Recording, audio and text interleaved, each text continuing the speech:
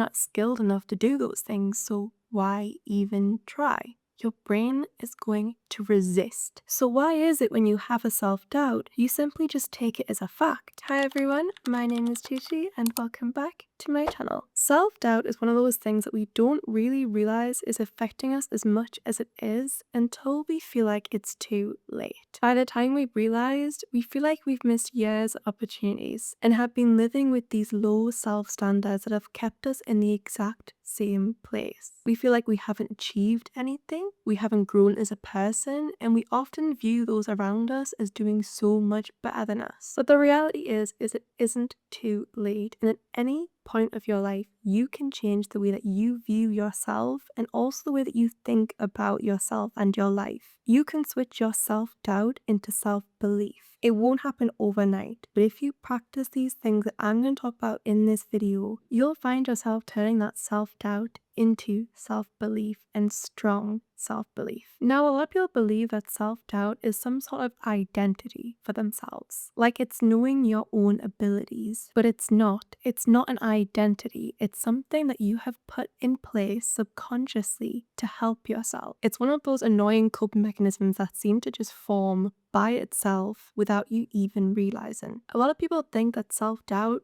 isn't self-doubt at all, and just them knowing themselves more than other people. Knowing exactly what you can do and what you can't do. You know your exact comfort zone and your exact skills. And because of that, you never go further. You never try new things or push yourself because it's not possible. You can't do that. You're not good enough. You're not smart enough. You're not skilled enough to do those things. So why even try?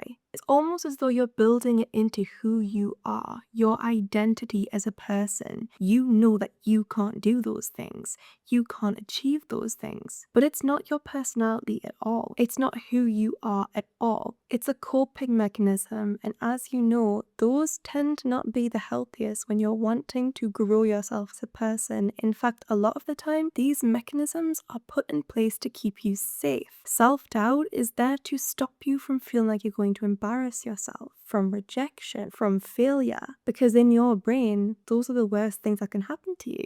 You can't fail. You can't be rejected. God forbid you're embarrassed about something. So if you can stop yourself before you even have the chance to feel those things, of course your brain is going to do it. Your brain is going to tell you that you can't achieve those things, so don't even try. The last thing that your brain wants is for you to be uncomfortable. The brain literally protects itself from being uncomfortable, from the body being uncomfortable and feeling awkward or embarrassed. Any sort of discomfort it does not want. So your brain is going to build these mechanisms in place to stop you feeling like that. But where you feel safe is exactly what's keeping you small, because your whole entire journey when you're wanting to become a better version of yourself, you're wanting to upgrade your mindset, does not come from feeling safe. In fact, it comes from feeling awkward and embarrassed. It comes from discomfort. Trying new things should make you feel uncomfortable, but that is what is growing you. That whole entire experience, whether it works or not,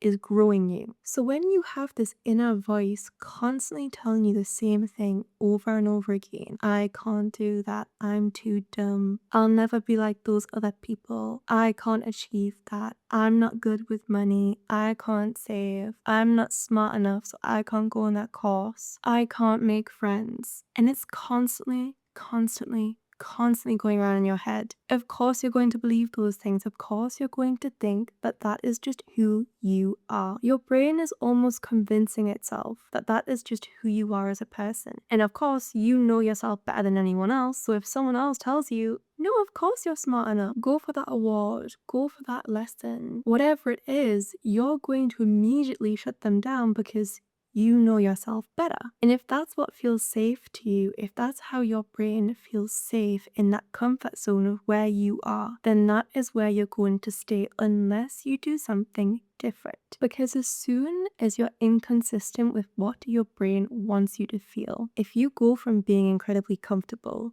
to being uncomfortable, if you go from saying that you're stupid and you can't achieve things to pushing yourself every day, wanting to achieve more, going out of your way to make yourself uncomfortable, your brain no longer feels in control. It does not know the next steps. It feels uncomfortable. And a lot of people at that point will go back to their old ways because a lot of the time, feeling comfortable is a lot easier than feeling uncomfortable. So even if you don't like your habits, you feel like you're stuck in one place, you don't feel like you're growing, you feel like you miss every single opportunity that comes your way, that is what is comfortable for you. That is what your brain is used to. That is what your habits align with. And you feel like the mental effort and the discomfort that comes from changing that, from suddenly saying to yourself, no, I am smart.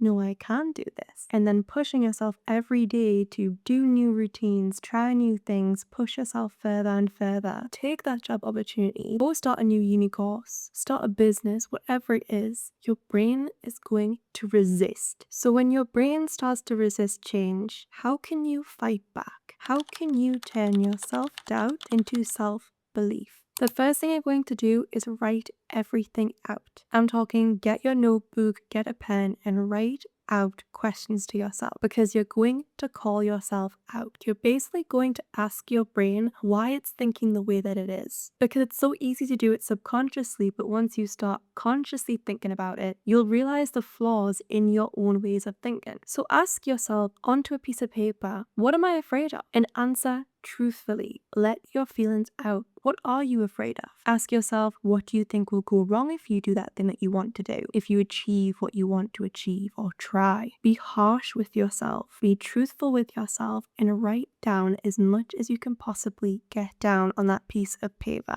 Dig deep into your thoughts because we're trying to get to the bottom to why you are doubting yourself. And when you look at this piece of paper that you've just wrote everything down on, you're going to have a tangible piece of evidence of what you're thinking. Your thoughts that were just simply thoughts in your head before are now physically in front of you. You can look at them, you can touch them, and that makes them challengeable. In your head, your thoughts can go crazy. They can go anywhere, but when they're on this piece of paper, that is what they are. Just as they are. You're then going to identify what it is, what the common theme is of all of this. All of the things that you've just wrote down. Is it you don't feel smart enough? Is it you don't feel like you have enough determination? Are you not disciplined enough? Do you feel like you're not capable or not lovable? Whatever the common theme is in what you've just wrote down, in the answers to your own questions, that is the root of where this self-doubt is coming from. If you believe you're not a disciplined person, of course you're not going to keep pushing every single day to do things that make you uncomfortable. If you feel like you're not lovable, of course you're not actively going to be seeking love within yourself or outside. The root of that self-doubt is what's causing you to believe what you believe. And as soon as you start to destroy that belief, as soon as you pick it apart and realize it's not true, you're going to unlock and unlock and unlock these different sides of yourself. And that's exactly the next step. You're going to pick apart everything that you've just wrote down. Knowing now why you feel that way. I'm not disciplined enough. I'm not lovable. I'm not capable. And you go through everything that you've just wrote and analyze it. What evidence is there that proves this point that I've just wrote down? And again, it's about being honest with yourself. If you start making excuses like, well, actually, no, this happened, so I am not disciplined. Or I remember this one time that I wasn't capable of doing something, so that means I'm not capable. No. You're going to be honest with yourself and tell yourself everything that you've done that actually goes against your current beliefs. Times where you were smart, where you could achieve your goals. Times where you could love yourself and felt loved from others. The more that you disprove your own identity, what you believe about yourself, the more those beliefs will fall apart. And when that happens, you're leaving space to start believing in yourself. If you're proving the exact opposite of what you've said about yourself, your self-doubts, you're going to start believing in yourself, believing you can do these things. If you think about it, if someone tells you a statement and they believe it's a fact, do you just believe them? If I came to you today and said, unicorns are real, are you just going to believe me? No, you're going to search on the internet, you're going to try and find photos, you're going to try and prove me differently because you don't believe that. So why is it when you have a self-doubt, you simply just take it as a fact? You don't look at the evidence, you don't look at all of the situations that have happened before to prove it differently, you just believe that's the truth. So when you present the evidence that is opposite to what you believe, that self-belief will disappear. Because how can you believe something that isn't true? And once you've done all of that, once your thoughts are on the paper, once you've looked at everything, where it's coming from, what is the root cause of these self-doubts, and then you've looked at your evidence against them and those doubts have fallen apart, you now need to rewrite your identity and what it's built on. It sounds like a massive task, but simply just changing the way that you speak about yourself easily does it. If before you were saying you're not smart, start saying to yourself things like, I'm working on my skills today. I'm educating myself on what I want to be educated on. Every single day, I'm becoming smarter and smarter. If you're someone that believes you're not confident and you're really shy all the time, and you've been saying that to yourself over and over again, I'm shy, I'm not confident, start saying to yourself, I'm becoming more confident. I'm becoming more outgoing. I can speak to people. I can go out in public by myself. I can go for dinner by myself. Just like how you would prove your self-doubts without evidence, you're now proving your self-beliefs with evidence. And even if you don't believe it at first, just saying it to yourself and saying it to yourself over and over again, the more you do it, the more believable it will be. And especially if you start acting with your words, if you start doing things that a confident person would do, a smart person would do in your eyes, you're literally giving yourself the evidence that you need to believe it. Your whole life, your brain has been telling you you're gonna fail, you're not worth it, you're not smart enough, you're not good enough. Your brain has built a comfort zone off of those beliefs. And because of that, you have imagined yourself so many times failing, being embarrassed, being scared, looking like a fool in front of everyone and failing. So now it's time to start imagining yourself succeeding at life, doing the things that you always wanted to do. That inner world that you had before of fear and failure is now turning into an inner world of success and achievements. And as soon as that starts happening, as soon as you start making that switch, your brain is going to be a lot more of a peaceful place. There's going to be less resistance against the changes that you're making. And soon,